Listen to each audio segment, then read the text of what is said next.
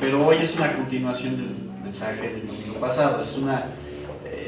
No quise hablar de todos los puntos para no tardar mucho, y además es bueno ir asimilando parte por parte de lo que estamos viendo y dejar que mediten y asimilen cada cosa que vamos diciendo y analizando en Romanos 9, que no es un capítulo fácil. Nada, se los digo como un recordatorio, no estamos estudiando algo fácil.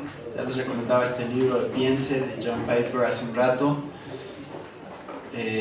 Uno de los comentaristas que he estado leyendo mucho últimamente se llama James Montgomery Boyce, y él dice que él considera que Romanos 9 al 11 son los capítulos más difíciles de toda la Biblia. Él cree que aquí está una de las cosas más difíciles de toda la Biblia en estos 3 capítulos.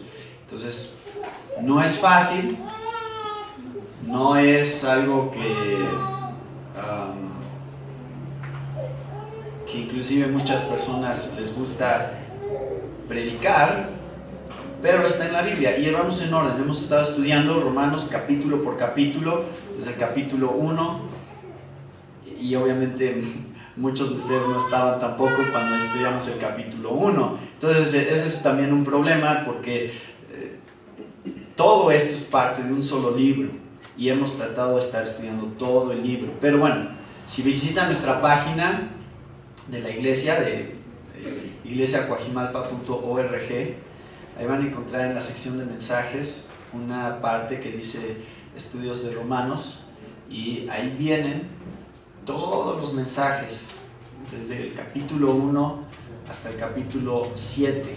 Los del 8 todavía no están, pero hasta el 7 todos los mensajes están ahí. Entonces, horas y horas de diversión tienen ahí en la página de la iglesia. Hay aproximadamente, en promedio, son entre 10 y 15 mensajes por capítulo. Entonces, eso les da una idea. Lo que queremos es entender bien qué es lo que está diciendo Pablo aquí. Queremos realmente tener un panorama completo y fiel a lo que Dios quería que entendiéramos sobre él. Entonces vamos a hacer nada más un pequeño repaso para todos los que no estuvieron el domingo pasado, pero es repaso. Entonces hay muchos puntos que no vamos a ver en tanto detalle como los vimos el domingo pasado. Estamos en el versículo 6, y acuérdense, el versículo 6 es la clave del capítulo 9. ¿Por qué es la clave? Porque esto es lo que Pablo está tratando de contestar, o esto es lo que más bien Pablo está tratando de defender. Dice, no que la palabra de Dios haya fallado. Ese es el problema que tiene delante del Pablo. Dios es Dios de los judíos, ¿no?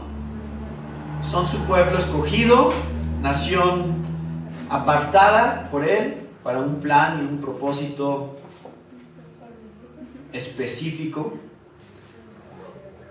¿Y qué pasó? ¿Qué pasó con los judíos?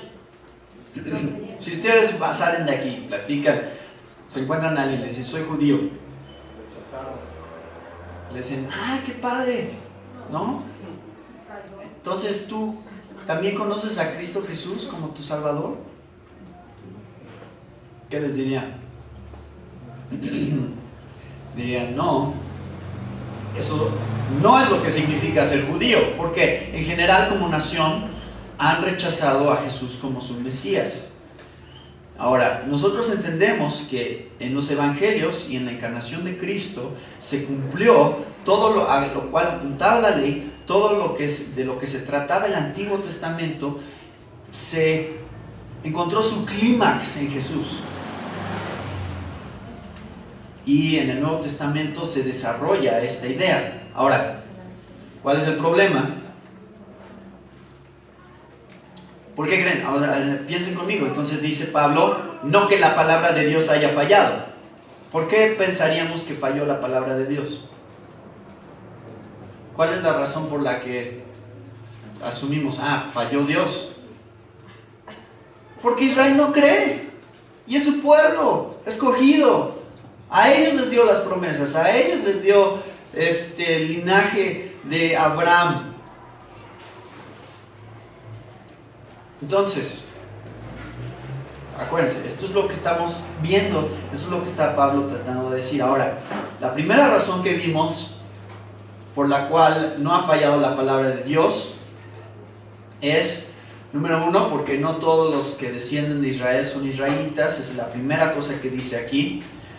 Porque no todos los que descienden de Israel son israelitas. Y aquí va a empezar a desarrollar Pablo un argumento que se basa en la historia de Abraham y de Isaac, de cómo Dios le dio la promesa a Abraham de que a través de su hijo iba a venir esta bendición y esta nación que Dios tenía preparada para él, su descendencia. Pero a Sara no podía tener bebés, ya tenía muchos años de edad, estaba muy avanzada de edad, y entonces Abraham, en su desesperación por ver que Dios pudiera cumplir su promesa, ¿qué hace? Y esto es un plan que hizo también de hecho con Sara.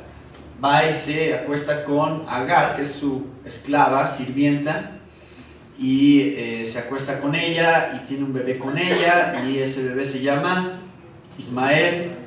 Y ahora Pablo lo que está tratando de argumentar aquí, creo yo, es que Ismael, como dice en Gálatas 4, representa el esfuerzo de la carne, lo que nosotros hacemos en nuestro propio esfuerzo, y Isaac representa aquello que es dado por Dios, el resultado de un milagro que solo Dios puede producir. Y si esto lo trasladamos a la salvación, entonces entendemos claramente por qué dice la Biblia, bueno, no todavía claramente, mucho más, y hoy vamos a ver parte de esto, pero ¿por qué dice la Biblia? No por obras, sino por medio de la fe, es que ustedes van a ser salvos y redimidos. La idea aquí es, no como nació Ismael. Hay cristianos o personas que creen que son cristianos que están produciendo Ismaeles, ¿no? Yo le echo ganas, mira Señor, esto es la manera en que puedes hacer lo que prometes, ¿no? A través de lo que yo estoy haciendo.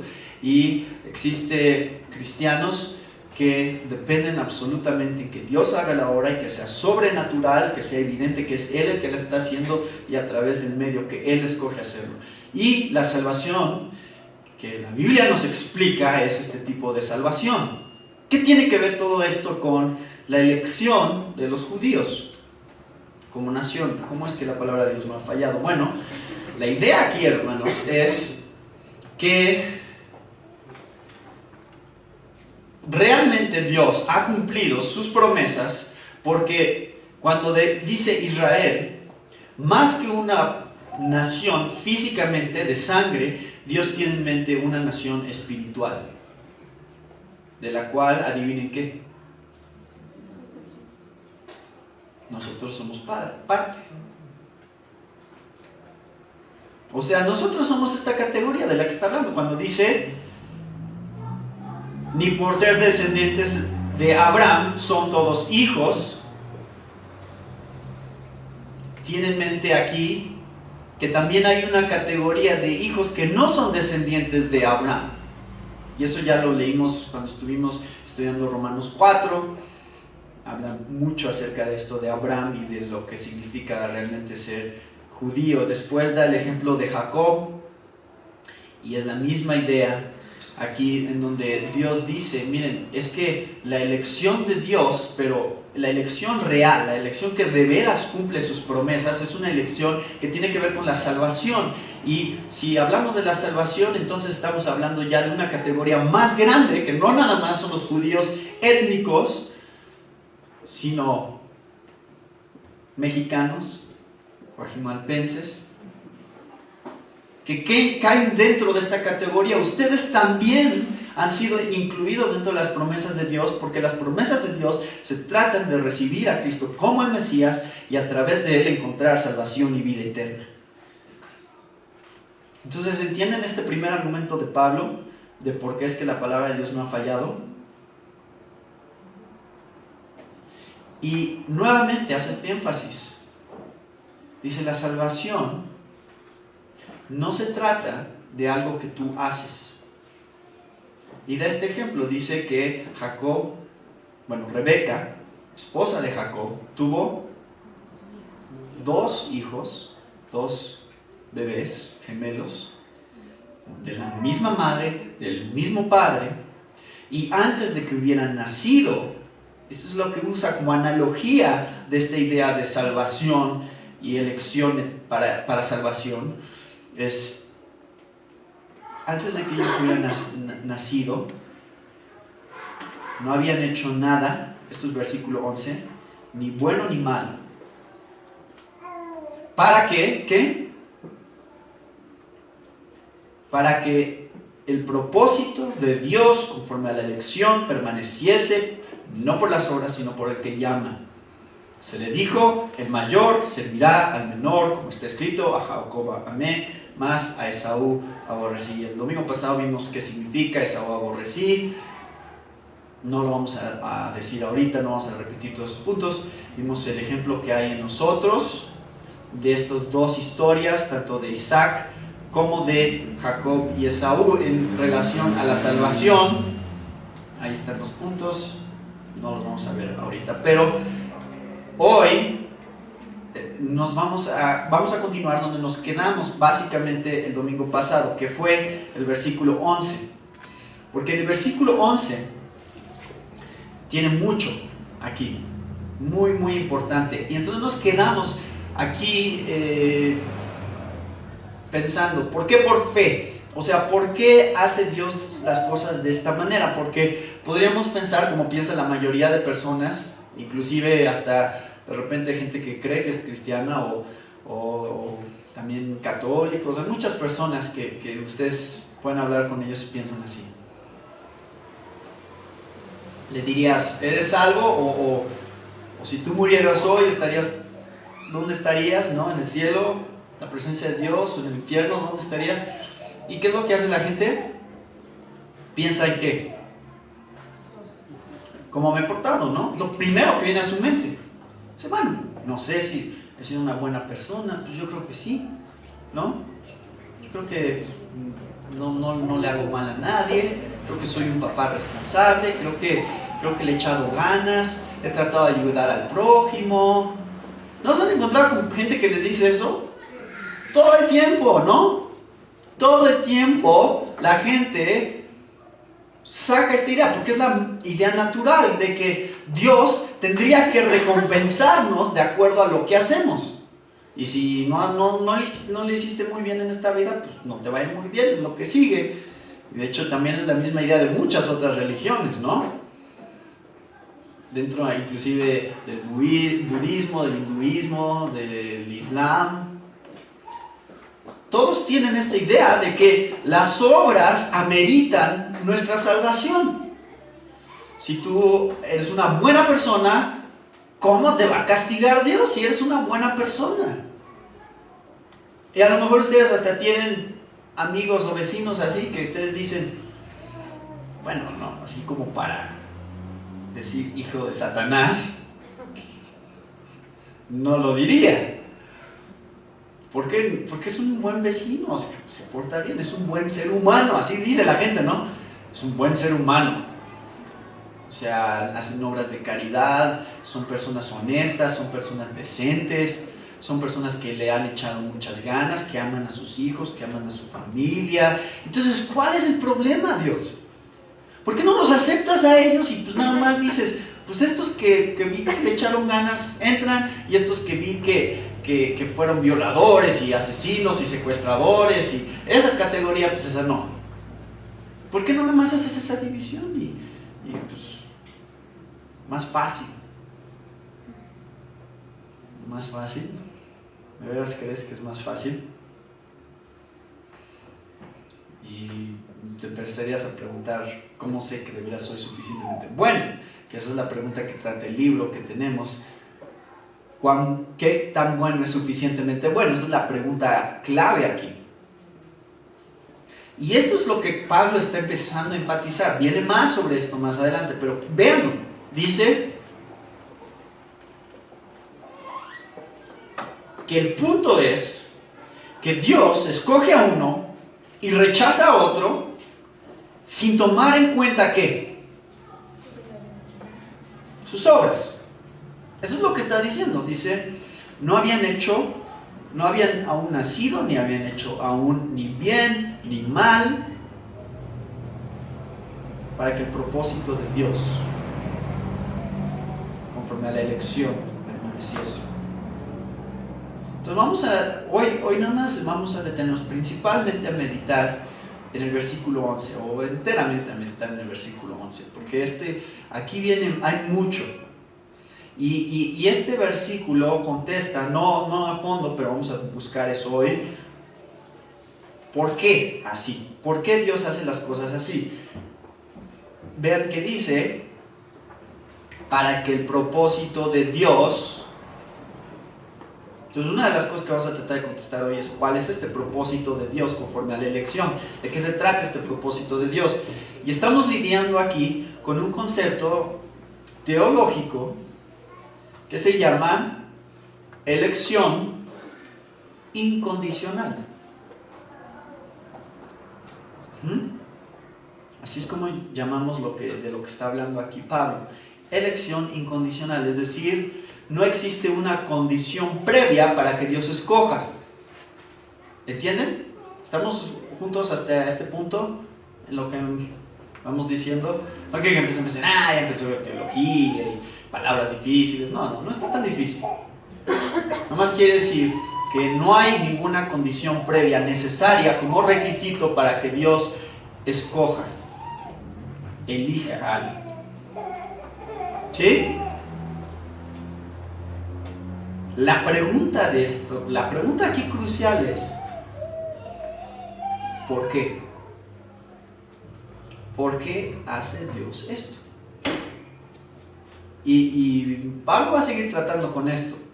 De hecho, si leen tantito del versículo 14, se van a dar cuenta que surgen muchas cosas, muchas preguntas en base a esta pregunta de la elección incondicional de Dios. Que parece que Dios está siendo injusto, parece que Dios no está dando la misma oportunidad a todos. ¿Qué está pasando aquí?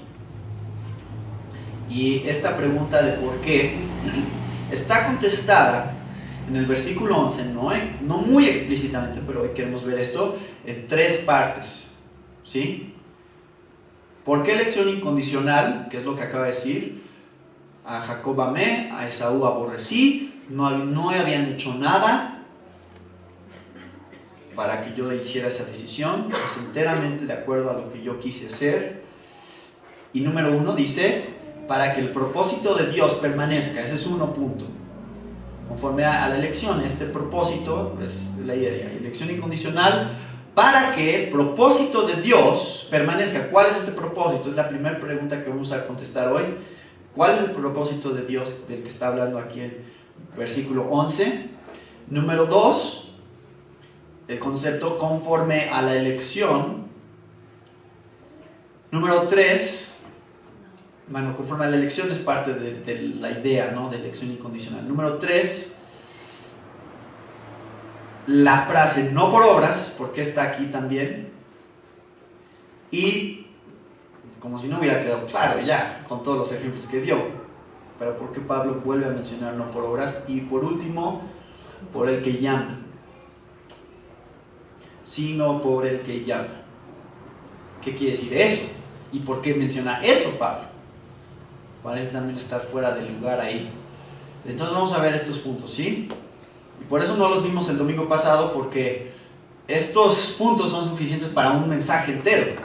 No creo que vale la pena tratar de resumirlo todo, porque sé que esto va a crear una lucha interna en todos los que piensen sobre lo que estamos diciendo y que genuinamente van a empezar a tener problemas con nuestra manera de pensar. O sea, de repente van a decir, es que no encaja con mi manera de pensar. Bueno, bienvenido a la Biblia. Así es. Dice primero Pablo, propósito de elección. ¿Cuál es este propósito de elección que tiene Dios? Para que este propósito de elección permanezca. ¿Cuál es este propósito? Ahora, esta palabra, propósito, se usa mucho más en español, mucho más genéricamente que lo que se usa en griego. Esta palabra que usa Pablo en griego es una palabra que no aparece mucho en el Nuevo Testamento.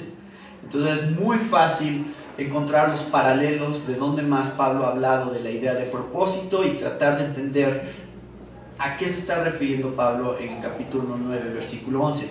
Y el primer paralelo que quiero que vean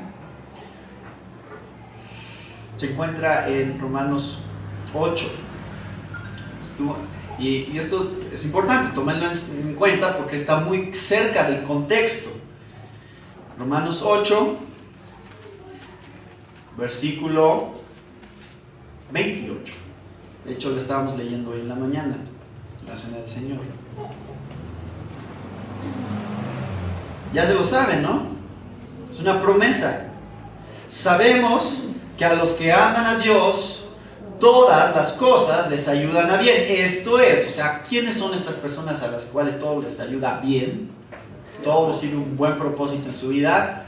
Esto es, a los que, conforme a su propósito, son llamados. Es decir, un propósito de Dios que rige esta categoría de personas que son llamadas por Dios. El llamamiento de Dios depende del propósito de Dios. Dios llama porque tiene un propósito. Bueno, todavía no contesta cuál es este propósito, pero ya nos estamos acercando más a qué es lo que está en la mente de Pablo. Dios llama, escoge por un propósito. Esta es la misma categoría de la que está hablando en el capítulo 9, versículo 11, la misma categoría de gente de la que está hablando en el versículo 28 del capítulo 8. Que quede claro, porque aquí yo me he encontrado con muchas personas, o muchos inclusive teólogos, que tratan de minimizar la fuerza del capítulo 9 y tratan de decir, no, es que el capítulo 9 no está hablando de la salvación, no está hablando de la elección para salvación, nada más está hablando de la elección de Israel para ser un pueblo de Dios y como pueblo, nada más. No tiene nada que ver con la salvación y creo que eso ignora completamente la fuerza del capítulo, porque precisamente ese es el argumento de Pablo. No todos los que descienden de Abraham son judíos. ¿Por qué? Porque el cumplimiento de las promesas tiene que ver con la salvación. Y si no son salvos, no son verdaderos judíos. Entonces Pablo obviamente está hablando de la salvación. ¿Entienden? Sí está hablando de la salvación. Claro que el capítulo 9 está lidiando con el tema de la elección para salvación, porque ese es el argumento de Pablo. La fuerza de su argumento está basado en entender cómo es que somos realmente salvos, quiénes son realmente los salvos. Y como les digo, ya esta frase, propósito de Dios, ya apareció antes, versículo 28. Somos esta categoría de personas que han sido llamadas conforme a su propósito. Bueno, ¿dónde más aparece esta idea en Pablo?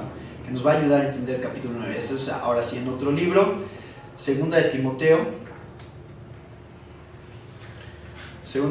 1:9.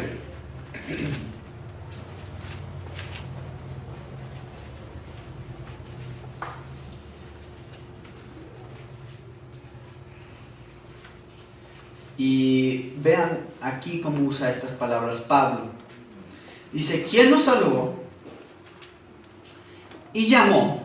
Nuevamente aquí están estos mismos conceptos, la salvación y el llamamiento juntos, con llamamiento santo, no conforme a nuestras obras, sino según ¿qué? el propósito suyo y la gracia que nos fue dada en Cristo Jesús antes de los tiempos de los siglos. Ahora este versículo nos revela otra capa de significados con respecto a cuál es el propósito, una capa de respuestas con respecto a cuál es el propósito de Dios. Número 1, quiero que vean cómo termina. Antes de los tiempos de los siglos. Este propósito que Dios tiene es un propósito que siempre ha tenido, nunca ha cambiado. Un propósito inmutable. No es como que Dios tenía un propósito, luego vinieron Adán y Eva y luego cambió su propósito, luego vino Noé y cambió otra vez su propósito, y luego Abraham y otra vez cambió su propósito, y así, ¿no? Como que Dios va cambiando sus propósitos de qué quiere hacer, y luego ya al final dice, bueno, pues ahora qué, voy a tener que dar a mi hijo y este va a ser otro propósito, ¿no? No, el propósito de Dios siempre ha sido uno, desde antes de que creara todo el mundo, desde antes que existiera Adán y Eva, desde antes de que hubiera cualquier cosa y solo fuera Dios, existía solo un propósito. Entonces ya nos está revelando más con respecto a esto. Segunda cosa que quiero que vean es que este propósito es en Cristo Jesús. Esto tiene que ver con lo que les acabo de decir. El propósito de Dios siempre ha tenido que ver con su Hijo, siempre. Jesús no fue un plan B. Jesús no fue como, ¿cómo voy a arreglar esto? No sé. Mi hijo, ¿no? Esa es una manera de solucionarlo. No, siempre fue el propósito de Dios que en Cristo Jesús se cumpliera este propósito. Es decir, el propósito de Dios tiene que ver con Jesús. Algo en donde Jesús es el centro, ese es el propósito de Dios. ¿Sí? Otra cosa que quiero que vean, aquí en 1 Timoteo ya lo cerré. Otra cosa que quiero que vean es que está conectado con la gracia. ¿Vieron? Según el propósito suyo y ¿qué? La gracia que nos fue dada en Cristo Jesús. Es decir, no nada más es un propósito eterno, no nada más tiene a Cristo en el centro, sino también tiene una conexión fuerte con el concepto de gracia. Cualquiera que sea este propósito de Dios tiene que ver con gracia. ¿Y qué viene antes? No conforme a nuestras obras. Así que este propósito excluye las obras. Les digo, estamos viéndola aquí como si fuéramos Sherlock Holmes, ¿no? Vamos poco a poco desenterrando este propósito, viendo de qué se trata, viendo unas pistas, algunas características del propósito de Dios, y que eso nos ayude a entender al final, cuando lleguemos a la definición de este propósito, a ver todos los aspectos que la Biblia quiere que veamos sobre esto. Entonces, excluye las obras, está conectado con la gracia, es en Cristo Jesús, tiene a Cristo en el centro y es eterno. Nunca cambia, nunca ha cambiado. Ahora sí, ya vamos al pasaje que todavía nos dice más sobre este propósito. Efesios capítulo 1.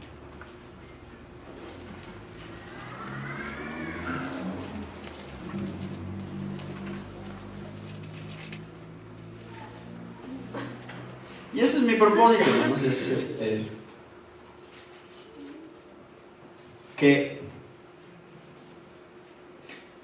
al ir desenterrando estas cosas en la Biblia, al ir haciendo estas conexiones, ustedes se emocionen sobre lo que estamos leyendo aquí, porque al final vamos a ver unas implicaciones de todo esto muy, muy importantes de entender esto. Efesios 1, versículo 11, dice: En él, asimismo, tuvimos herencia, habiendo sido predestinados conforme al ¿qué? Propósito. A ver, aquí está la idea que estamos tratando de descubrir. de qué se trata ese propósito, del que hace todas las cosas según el designio de su voluntad. Ahora vemos el objetivo de este propósito, o ya ahora en el versículo 12, vamos a desenterrar, creo yo, uno de los versículos más explícitos con respecto a de qué se trata este propósito. Dice, a fin de que seamos para alabanza de su gloria, nosotros los que primeramente esperábamos en Cristo.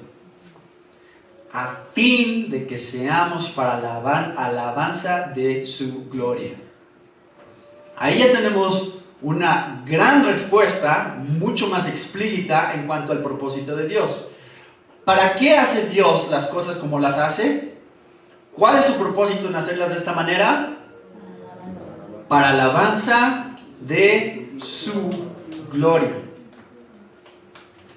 Obviamente, si leen el contexto de este capítulo, hay muchas más cosas. Si ven desde el versículo 3, vean qué increíble es este capítulo, ¿no? Bendito sea el Dios y Padre de nuestro Señor Jesucristo, que nos bendijo con toda bendición espiritual en los lugares celestiales en Cristo, según nos escogió en Él antes de la fundación del mundo, para que fuésemos santos y sin mancha delante de Él, en amor, habiéndonos predestinado para ser adoptados hijos suyos por medio de Jesucristo, según el puro afecto de su voluntad, para alabanza de la gloria de su gracia.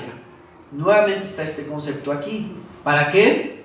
Para alabanza de la gloria de su gracia, con la cual nos hizo aceptos en el amado, en quien tenemos redención por su sangre, el perdón de pecados, según las riquezas de su gracia, que hizo sobreabundar para con nosotros en toda sabiduría e inteligencia, dándonos a conocer el misterio de su voluntad, según su beneplácito, el cual se había propuesto en sí mismo.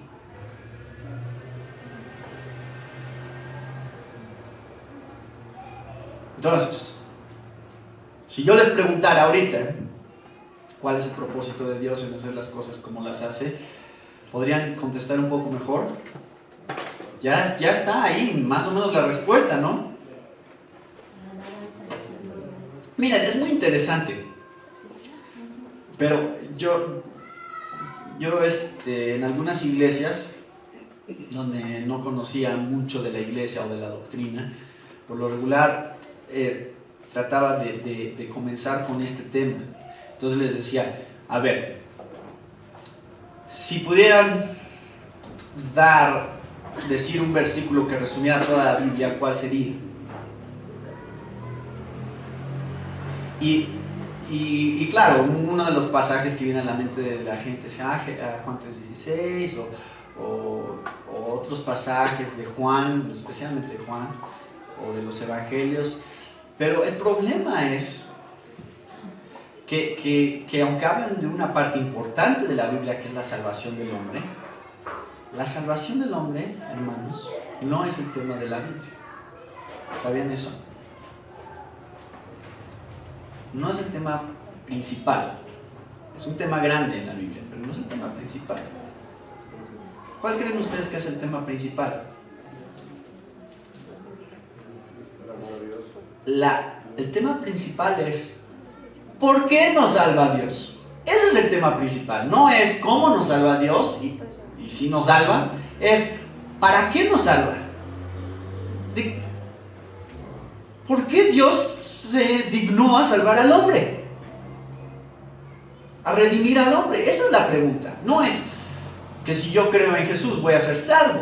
Eso está en la Biblia, sí. Juan 3:16 dice que los que creamos en Él tendremos vida eterna. Pero ese no es el tema principal de la Biblia. Ese es un subtema que apoya un tema más grande, que es que la gloria de Dios. Esto es para su gloria, y eso es lo que van a ver. Así termina la sección de Romanos 9 al 11.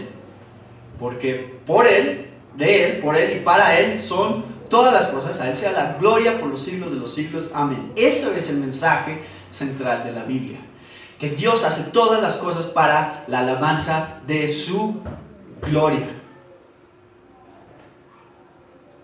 Que ¿salvarnos forma parte de ese plan? Ahora estamos ya hablando de esa categoría, ¿no? De salvación.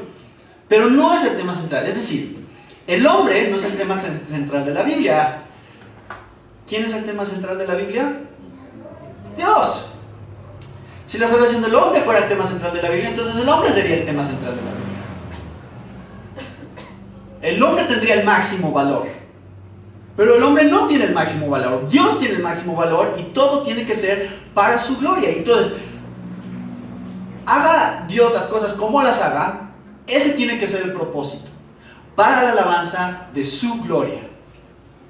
¿Ok? Entonces ya nos estamos acercando a la respuesta de qué es lo que hay detrás de Romanos 9. Realmente no se preocupen, hermanos, viene más sobre esto. No se acaba aquí la discusión. No sientan después de hoy que ya dijimos todo lo que se puede decir sobre el tema, porque no es cierto, hay mucho más que se puede decir sobre este tema y lo vamos a decir. No nos vamos a quedar aquí. Entonces dice, ¿por qué es que Dios escogió a uno y rechazó a otro? Para que el propósito de Dios conforme a la elección permanezca. ¿Cuál es su propósito? Que Él sea glorificado, que se vea que Él es el que hace las cosas, que las cosas apunten hacia Él. Si pudiéramos resumir en una oración, el propósito de Dios sería este: que Dios sea conocido, disfrutado, alabado, como infinitamente glorioso en su libertad y gracia soberana. ¿De acuerdo a lo que hemos leído, juntándolo con Romanos 9? Esa sería una manera de resumir el propósito de Dios. ¿Cuál es el máximo propósito de Dios? La razón por la que hace todas las cosas como las hace.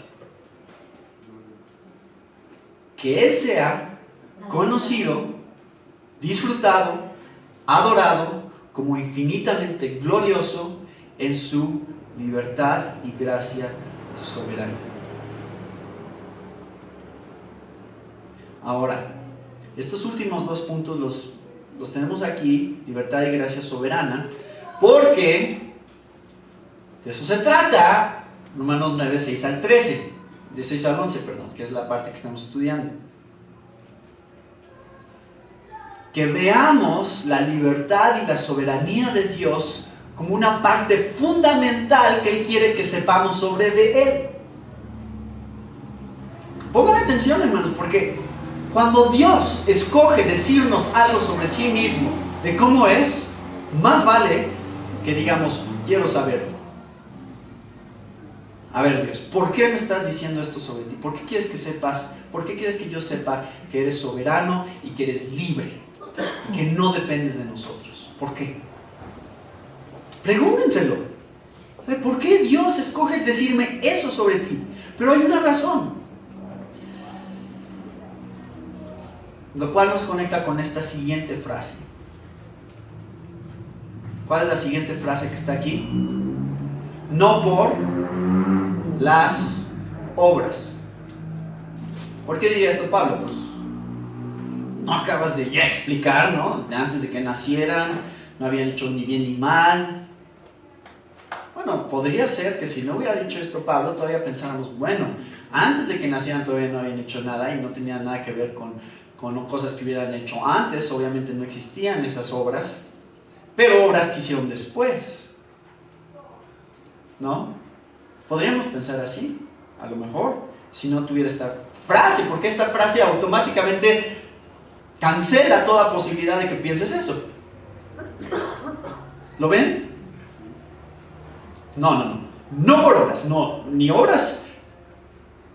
O sea, obviamente antes de que nacieran no habían hecho obras, pero no obras tampoco que Dios veía en el futuro, que decía, pero veo como que van a hacer esto, entonces me baso en eso, en que más adelante van a hacer las cosas correctamente. No por obras. Y lo interesante es, sino lo que sigue, porque Si ustedes ya han estado estudiando Romanos juntamente conmigo en todos estos años, y están familiarizados con lo que Pablo dice en Gálatas 2, en Romanos 3, en Romanos 4, ¿qué decimos? No por obras, sino por... ¿qué? Por fe, ¿no? ¿No decimos eso? No por obras, sino por fe. Entonces, ¿por qué es que Pablo aquí no dice eso? ¿Qué cambia aquí en la mente? ¿Qué nos quiere decir Pablo cuando dice no por obras, sino por el que llama? ¿Por qué no dice Pablo no por obras, sino por fe? Y aquí voy a tratar de explicárselos y quiero tratar de ver si podemos juntos entender esto. ¿Qué es lo que Pablo quiere que veamos cuando dice no por obras, sino por el que llama? Bueno, acuérdense, estamos viendo varios aspectos sobre la salvación. No estamos diciendo que no hay fe. Sí hay fe aquí, claro. Y de hecho la justificación es condicional, en el sentido de que tiene que haber fe para que seas justificado. Eso dice la Biblia, ¿no? Si no tienes fe en Cristo, no serás salvo. Entonces, no quiere decir que la fe no esté ahí, pero vamos a ver por qué Pablo lo dice de esta manera. Imaginen solo como unos escalones, o no, escalones no es un buen ejemplo, como un edificio. A ver si David es arquitecto aquí, bueno, casi arquitecto, está en el proceso de convertirse en un arquitecto. Y si se imaginan un edificio y tratan de visualizar esto como un edificio, creo yo que Pablo a veces hace esto y esencialmente es irse debajo de lo que vemos, ¿ok? Porque así es un edificio, ¿no? O sea, tú pasas, ves un edificio, ves este edificio y hay una parte del edificio que tú puedes ver. Y hay paredes, hay un techo, hay todas estas cosas, pero como todo buen arquitecto o todo buen ingeniero sabe, no solo lo que ves es lo que está ahí. De hecho, la parte menos importante es la parte que ves, ¿no es cierto? Lo de menos, la parte que tú ves con tus ojos y que tú dices, qué padre edificio, es lo de menos. La pregunta es, ¿cuál es la verdadera pregunta? ¿Y dónde está la verdadera genialidad de un buen ingeniero, un buen arquitecto aquí? Exacto. ¿Qué es lo que está sosteniendo eso? Yo vi hace poco en la televisión un documental sobre un edificio que construyeron y la manera en que está el edificio se va haciendo así curvo hacia afuera, ¿no? Y obviamente se ve interesante, pero lo interesante es saber cuáles son los cálculos matemáticos y físicos que se tienen que hacer para que sea posible lo que estás viendo.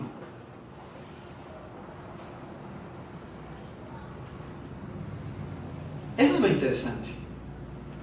Y creo que, yo les pongo este ejemplo ahorita, porque creo que es eso lo que está haciendo Pablo aquí, cuando dice no por obra sino. Se está brincando esta parte visible, se está brincando todo esto que sí es parte, pero que no es la parte fundamental. Se está yendo hasta lo más profundo, que es, sino porque el que llama. Eso es lo que está debajo de la fe, eso es lo que está debajo de la justificación, eso es lo que está debajo del llamamiento. Vean, les va en esta escalerita, se los puse así. O sea, la justificación, somos justificados por Dios. ¿Por qué? A través de la fe. Ok, ya les dije, la justificación es condicional, necesitas tener fe para ser justificado. Pero, ¿cuál es la razón por la cual tenemos fe? Porque dice la Biblia, si tú tienes fe, es porque te fue dada esa fe, lo cual la Biblia llama un llamamiento. ¿Sí? Dios hace un llamamiento a través de la cual produce fe, a través de la cual somos justificados. Pero no es lo que dice Pablo aquí, ¿verdad? No dice no por las obras, sino por el llamamiento. ¿Qué dice Pablo? ¿Se dieron cuenta? O sea, todo eso fue más profundo. No es nada más ver la parte de justificación, no es nada más ver la parte de fe, no es nada más ver la parte del llamamiento, sino es ver Él. Él que llama. El que hace la acción. Él es el objeto aquí, el que está haciendo la acción de esta oración. El que llama. Entonces, como si Pablo se estuviera yendo lo más profundo que puede irse para hacernos ver que lo que está debajo de todo lo que sucede en todo el mundo y en toda la historia de la humanidad es Dios y su propósito, lo que Él quiera hacer. Eso es lo que está como el fundamento.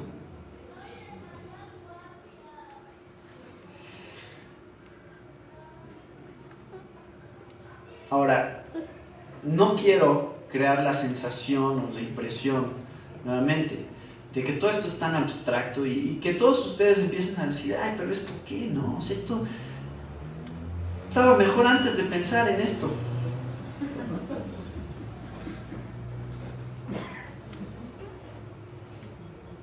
Pero está en la Biblia, ¿verdad? Entonces quiere decir que Dios quiere que pienses en esto y sepas esto.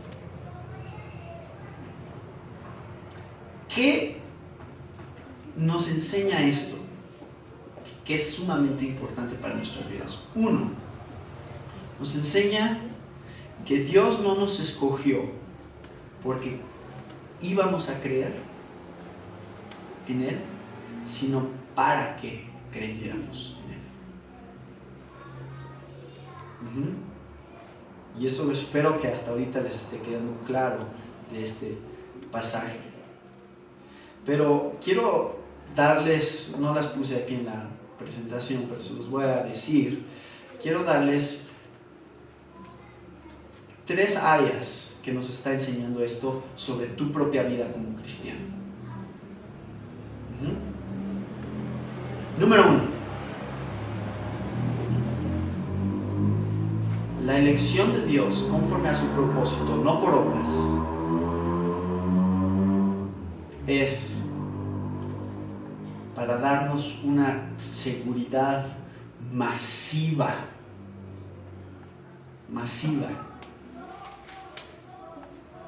sobre las promesas que Dios te hace a ti.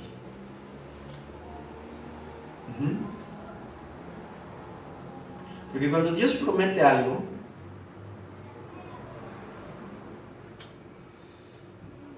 ¿quién esperamos que cumpla? ¿No es cierto que es Dios? O sea, si yo prometo, yo estoy prometiendo cumplir. Y acuérdense, o sea, Romanos 8 es uno de los pilares de la vida cristiana. Estuvimos ya estudiándolo por muchos meses. No me voy a regresar a predicar sobre Romanos 8, pero acuérdense de todas las cosas que dice. Las aflicciones del tiempo presente no son comparables con la gloria venidera que nosotros ha de manifestarse. Todas las cosas ayudan a bien a los que Dios aman. No hay nada que te pueda separar del amor de Dios, que es en Cristo Jesús. Todas esas cosas requieren que tú sepas que el que hace esas promesas las cumple y puede cumplirlas. Y que tú sepas sin lugar a duda, yo puedo descansar porque Dios es poderoso para cumplir. Y aquí está la promesa. ¿Se acuerdan? Estoy seguro de que ni la muerte, ni la vida, ni ángeles, ni principados, ni potestades, ni lo presente, ni lo porvenir, ni lo alto, ni lo profundo, ni ninguna otra cosa creada. Y nos detuvimos ahí y dijimos, ¿ninguna cosa creada nos puede separar del amor de Dios? ¿Qué incluye toda cosa creada? Nosotros estamos incluidos, ¿no? Porque soy creado, yo soy una de esas cosas creadas. Nada te puede separar del amor de Dios, incluyéndote a ti mismo.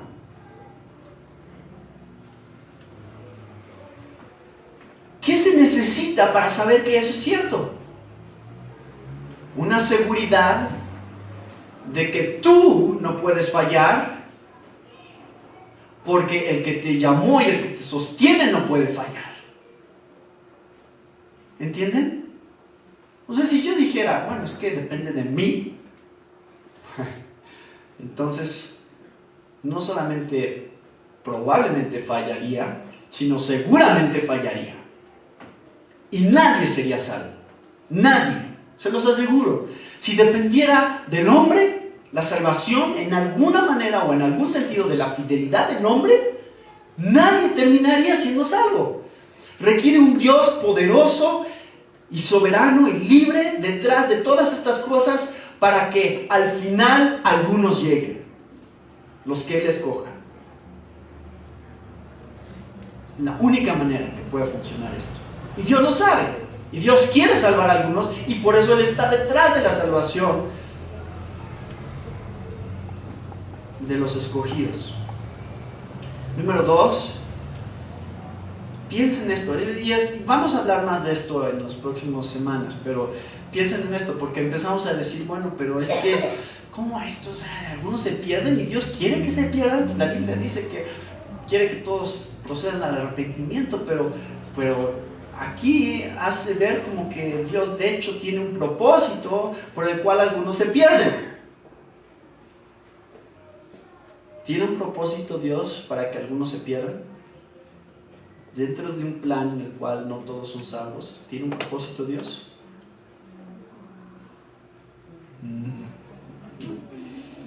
Ya no saben qué decir, ¿verdad? Sí, claro que tiene un propósito, porque eso es lo que hemos estado viendo.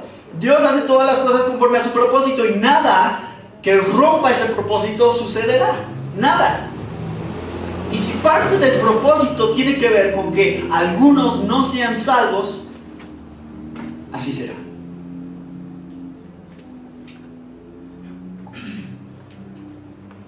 No por obras. Pero aquí hay un punto que quiero que piensen. La aplicación práctica. Solo el hecho de que algunos se pierdan nos permite entender el concepto de gracia. ¿No es cierto? Piénsenlo. Solo el hecho de que algunos se pierdan nos permite entender el concepto de gracia. Porque si todos fueran salvos, si todo el mundo hoy fuera salvo al final, pensaríamos que es algo que Dios nos debe. Así es. Todos somos salvos y es una deuda que Dios tiene con nosotros, es salvarnos, porque todos son salvos. Pero el hecho de que no todos son salvos nos muestra que Dios no nos debe nada y que solo es por su gracia que algunos hemos encontrado salvación a través de su Hijo Jesucristo. Solo es por gracia. La gracia se vuelve evidente y brilla en medio de un mundo a través del cual algunos no son salvos. Y algunos sí. Hay más sobre esto más adelante. Y la elección de Dios nos recuerda que la libertad de Dios y su soberanía son cosas que son esenciales a lo que significa ser Dios. Si fuera por obras, si no fuera así como Dios hace las cosas, la salvación, número 1, Dios no sería libre. ¿Por qué? Porque depende de lo que nosotros hagamos o digamos lo que Dios hace. Entonces, Dios no sería un Dios libre. Dios dependería de nuestras decisiones y de lo que nosotros hiciéramos y lo que nosotros quisiéramos hacer o no hacer. Dios estaría atado completamente, como el que se encuentra una lámpara de un genio en la playa, ¿no? Y de repente el genio tiene la obligación de que, pues te tengo que conceder 3 deseos porque tú fuiste el que frotaste la lámpara, ¿no? Y mucha gente ve a Dios así, dice, pues Dios tiene la obligación. Si yo le digo y le pido y si yo me porto de cierta manera y si yo hago ciertas cosas, Él tiene que, ¿seguro? Dios no tiene que hacer nada de lo que tú quieras que haga. No tiene ninguna obligación para con nosotros. Entonces, por eso es muy importante este punto. No por obras, sino por el que llama. Para que veamos estas cosas, para que entendamos que Dios realmente sí es libre, que Dios realmente sí es Dios. Y sus atributos también, libertad y soberanía. Dios tiene absoluto control de todo lo que pasa, y eso es lo que significa ser Dios. Ser Dios significa ser soberano. Porque si no, Dios no sería soberano, nosotros seríamos solo soberanos, ¿no? Nosotros hacemos lo que queremos, nosotros tenemos el control. Ah, sí, tú tienes el control.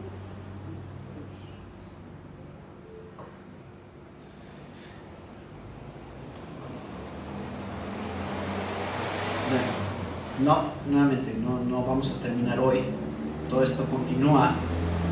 Sigan leyendo Romanos 9. Pero nada más quiero dar un punto aquí de advertencia y de ánimo, de consuelo, porque sé que no es fácil. Yo me topé con todo esto por primera vez cuando empecé a estudiar yo ya había escuchado, obviamente la Biblia habla de la predestinación, entonces tenía el concepto de la predestinación, pero no empecé a entrar a fondo a todo esto hasta que empecé a estudiarlo en la universidad, en las clases de Biblia y de cuando tratábamos temas doctrinales y teología. Aquí es donde empezó a surgir, y a mí no me costó mucho trabajo aceptarlo, entenderlo sí, pero aceptarlo no. Pero yo vi muchos otros que sí lucharon mucho con aceptarlo. Y al grado de inclusive rechazarlo, y pasa. No es lo que quiero hacer con ustedes, no quiero empujarlos a tal extremo que ustedes terminen rechazando el concepto de la predestinación y la elección de Dios, porque tienen tanto problema y tanto conflicto interno sobre esto que terminen diciendo, no, esto no es para mí, esto no es lo que yo creo. Entonces, mi palabra de ánimo a todos ustedes es: oren de esta manera. Y les voy a dar un ejemplo. Si yo quisiera, esto lo van a entender más los solteros, los que están más jóvenes y están en esta etapa de su vida, ¿no? El chavo ve una niña que le gusta. Dice, está bien guapa, voy y le voy a hablar, ¿no? Y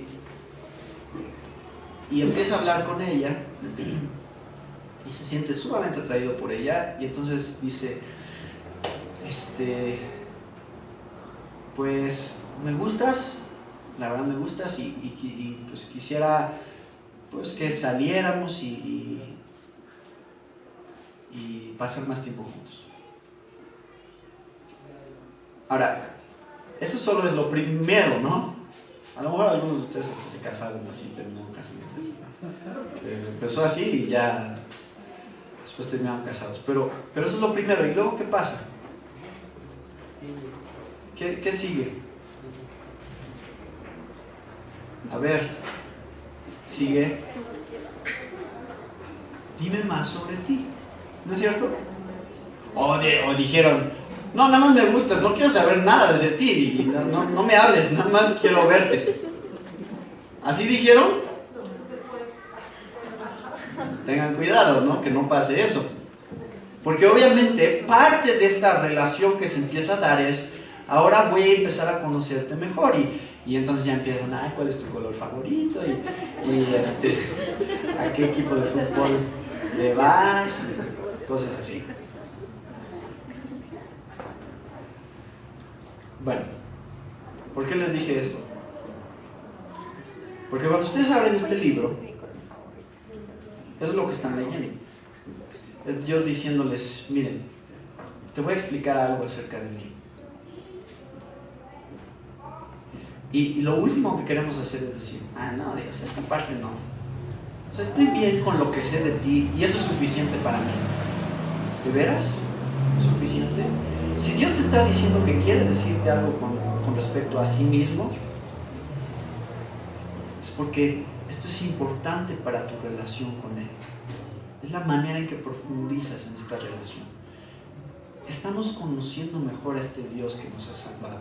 Estamos entendiendo nuevas cosas acerca de Él que quiere decirnos. Entonces no digas, ay, no, eso no. Eso es para los teólogos, eso es para la gente que sí se clava mucho en la Biblia, ¿no? Yo no soy de esas personas que les gusta pensar mucho. Ten cuidado porque Dios diseñó esto para que nuestra relación con Él se profundizara. Y creo que a lo largo de Romanos 9, al ir leyendo más sobre esto y al ir desempacando estas cosas que Pablo quiere mostrarnos, se va a volver más evidente el propósito que Dios tiene en que sepamos estas cosas.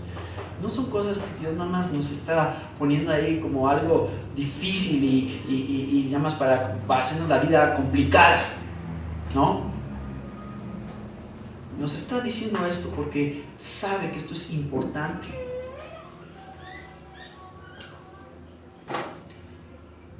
Y es para nuestro bien. Entonces el próximo domingo continuamos. No, acuérdense, también esto que les anime. No estamos diciendo todo lo que se puede decir sobre esto todavía. Y nunca lo vamos a decir. Pero es un proceso. Juntos estamos en este proceso de ir entendiendo estas cosas. Y primero Dios va a haber oportunidades y en el tiempo de apologética en la tarde, también los domingos vamos a tener oportunidad para también seguir viendo preguntas relacionadas a todo esto.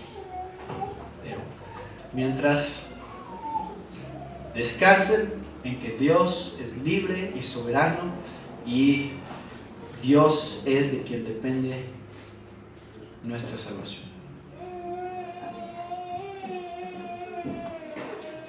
Puestos de pie, vamos a cantar.